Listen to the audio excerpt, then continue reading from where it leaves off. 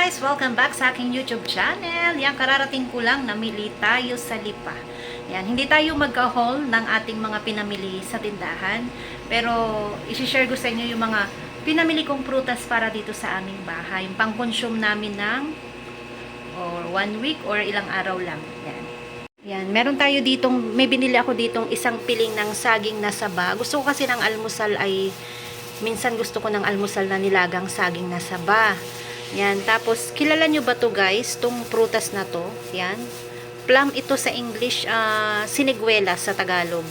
Yan, tanda ko nung bata ako, may puno sa ganito sa amin. Nung sa Sambales, merong ganito. Akyat kami ng akyat sa punong ganito, siniguela. Sa talaga naman gustong gusto ko to. Medyo makamahalan nga lang guys, ang kilo nito, 180. Bumili lang ako ng konti. Halagang 40 pesos yan. Yan. Konti lang talaga yan, no? Huwag lang ako mapaibig. Tapos bumili ako ng malaking papaya. Yan. Antayin natin yan mahinog. Malaking papaya. Bumili ako ng apple. Pongkan. Tapos ito. Ito ay abukadong Davao daw ito. Kaya mahal. Kasi wala pang abukado dito sa Batangas. Kaya angkat lang daw nila. Kaya mahal ang abukado. Yan. Pero malalaki siya guys, oh. Si 160, yung dalawang to, 81. Tapos, bumili si asawa naman ng malaking pakwan. Yan. Siya ang bumili niyan, hindi ako. Pero itong mga to, sa Lipa ko pinamili. Tapos, may gulay din tayo dito, ampalaya, tsaka okra. Yan lang nabili kong gulay, konti lang. Kasi, lagi namang may dumadaan dito.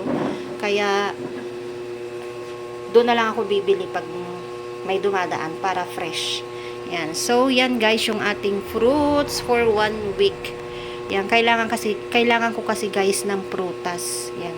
Lahat tayo kailangan ng prutas. Tsaka si asawa kasi meron na siyang maintenance.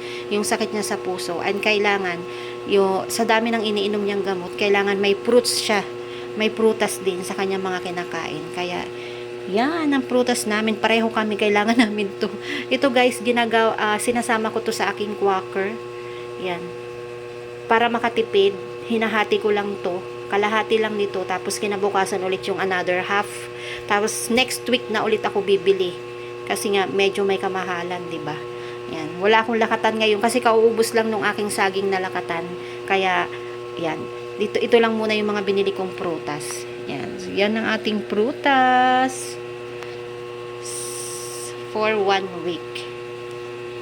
Sa halip na chichirya, dahil umiwas na ako sa mga chichirya, yung mga kutkutin na maaalap, hindi na ako kumakain noon. Kaya ito na lang ang aking kukutkutin o kakainin pag ako ay nagutom.